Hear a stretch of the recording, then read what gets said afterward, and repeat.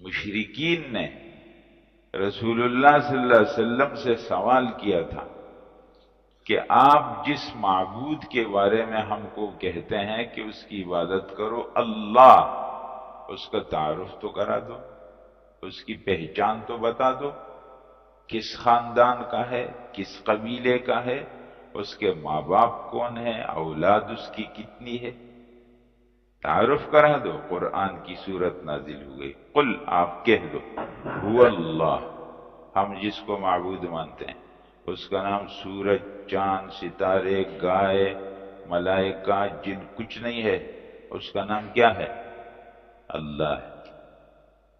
قل هو اللہ، وہ اللہ ہے، احد، وہ یکتا ہے، اس کا دوسرا کوئی نہیں، اس کا دوسرا ہے ہی نہیں۔ اللہ الصمد، اللہ بے نیاز ہے، مخلوق اس کی محتاج، وہ کسی کا محتاج۔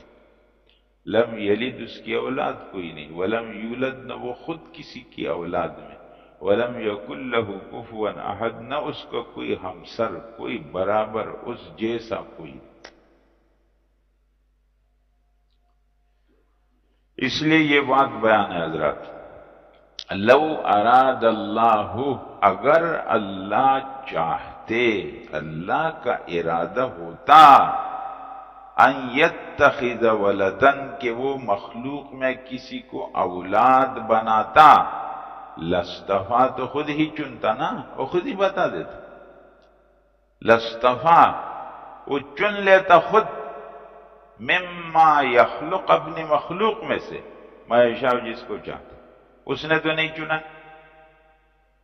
اور کوئی مخلوق اللہ کی اولاد بن سکتی نہیں ہے، اولاد بن سکتی نہیں، اللہ نے چنا نہیں، تو آپ لوگ کون ہیں بنانے والے؟ اللہ کی کوئی اولاد نہیں، اس لیے آگے پر سبحانہ، اللہ کی ذات پاک ہے اولاد سے۔ پاک سمجھتے ہو حضرات؟ کسی آدمی کے اوپر تہمت لگا دی جائے کہ اس کے اندر یہ اعتراض کرتا، نہ، یہ پاک ہے۔ حضرت یوسف کے اوپر تہمت لگائی عزیز مصر کی بیوی نے، ما جزاء من اراد باہلک سوءا، اس کا کیا بدلہ ہوگا جو آپ کے اہل کے ساتھ برائی کا ارادہ کرے، یعنی تہمت لگائی، تو حضرت یوسف کے اوپر الزام لگاتی۔ حضرت یوسف کی صفائی اللہ نے دی، حضرت یوسف کی صفائی اس عزیز مصر کے گھر میں ایک گواہ نے دی، اور حضرت یوسف کی صفائی پھر ان خواتین نے خود بھی دی۔ حضرت یوسف جیل سے باہر آئے اس حال میں کہ ہر قسم کے الزام سے اور تہمت سے پاک تھے۔ کسی آدمی کے اوپر تہمت لگا دی جائے کہ یہ تہمت ہے، اور پھر اس کی صفائی ہو، کہتے بالکل پاک سے۔ اللہ جل جلالہ کے بارے میں یہ کہنا کہ کائنات کی فلان مخلوق اللہ کے ساتھ خدائی میں شریک ہے، یہ اللہ کے اوپر عیب کا الزام۔ اللہ جل جلالہ ہر قسم کے عیب سے پاک۔ اولاد ہونا اللہ کے لیے عیب ہے۔ اولاد وہ مانگتا ہے جو اکیلا ہو کر تو اس کو اولاد کی ضرورت پڑے، بوڑھا ہو جائے تو اس کو اولاد کی ضرورت پڑے، اس کو کسی سے خطرہ ہو تو اولاد کی ضرورت پڑے، یہ سب عیب ہے۔ اللہ جل جلالہ عیب سے پاک، سبحانہ، اللہ کی ذات پاک۔ اس لیے ہر نماز کے بعد جب پڑھتے ہیں نا حضرات، تسبیحات پڑھتے ہیں، سبحان اللہ، سبحان اللہ، سبحان اللہ، یہ معنی ذہن میں رکھو، مخلوق کی جتنی صفات ہیں اللہ جل جلالہ سب سے پاک۔ تسبیحات جب پڑھتے ہیں نا نمازوں کے بعد، ایسے نہیں پڑھتے ہیں بس سیدھے سیدھے گیا، ادھر دیکھ رہے ہیں ادھر دیکھ رہے ہیں لگے۔ رسمی کام کبھی مت کرو، سمجھ کر کے کام کرو۔ آرام سے پڑھو سبحان اللہ سبحان اللہ سبحان اللہ۔ اللہ کی ذات پاک ہے، اللہ کی ذات پاک ہے، اللہ کی ذات پاک ہے۔ اپنے دل کے اوپر ایک ایک مرتبہ بولو بولو بولو۔ یہ ذکر ایسا ہے، یہ دلوں کو صاف کرتا ہے جیسے صابن تمہارے کپڑے کو صاف کرتا۔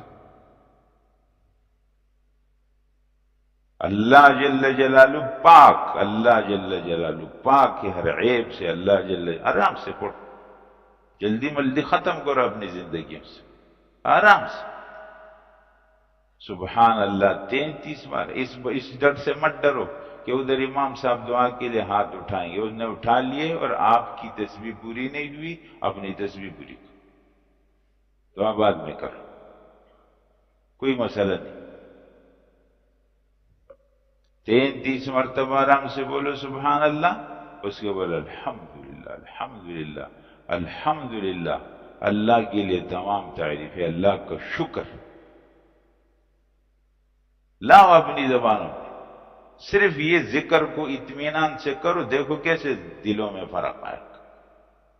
ہم لوگ کام کو توجہ سے کرتے نہیں، ٹوٹل ہر جگہ پورا کر رہے ہیں، رسم یوں پڑھا، مذاق، ایسا نہیں۔ آرام سے پڑھو سبحان اللہ سبحان اللہ سبحان اللہ۔ نماز پڑھو آرام سے، نماز پڑھو۔ مسجد میں جب آؤ حضرات اپنے موبائل کو بند کر دیا کرو۔ مسجد میں آپ 15 منٹ گزارو، 10 منٹ گزارو، آدھا گھنٹہ، بالکل اطمینان سے یکسو اپنے دماغ سے یہ چیزوں کو باہر نکال کر دو، اپنے آپ کو چارج کرو، پھر جاؤ۔ ایک نماز سے دوسری نماز تک کا جو وقت ہے، اس ایک نماز سے اس پورے اپنے آپ کو چارج کرو، پھر جاؤ آرام سے۔ اپنی زندگیوں کا انداز بدل دو، زندگی کی ترتیب بدل دو۔ کیوں اپنے اوپر زندگی کو اتنا مشکل بنا دی؟ پاگل پنے کے اندر دوڑ میں لگے ہوئے اور ہاتھ میں کچھ بھی نہیں آ رہا۔ ایک دوسرے کے ساتھ کینے ہے، بغض ہے، نفرت ہے، کیا کریں گے اس کو؟ اپنے دلوں کو پاک کرو اس ذکر کے ذریعے، سبحان اللہ سبحان اللہ سبحان اللہ۔ نکالو اس گن کو، نکالو اس دل سے، اس دل میں لاؤ اللہ کی محبت لاؤ۔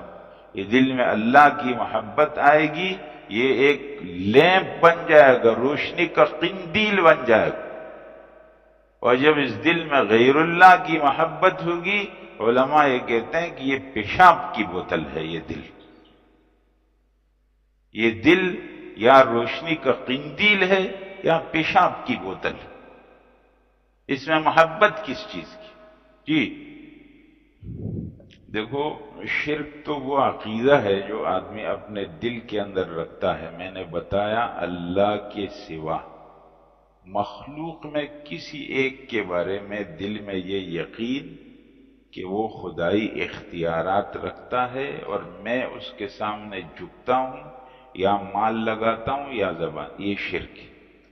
اگر کوئی آدمی اپنے دل میں کسی مخلوق کے بارے میں یہ عقیدہ تو نہیں رکھتا، لیکن اس کا عمل ایسا نہیں، اس کا عمل ایسا ہے جو بالکل کافروں والا عمل ہے، اس کا عمل ایسا ہے جیسے مشرکوں والا عمل ہے، تو عمل کی وجہ سے کسی کو کافر اور مشرک نہیں کہا جائے گا، اس کو گناہگار کہا جائے گا۔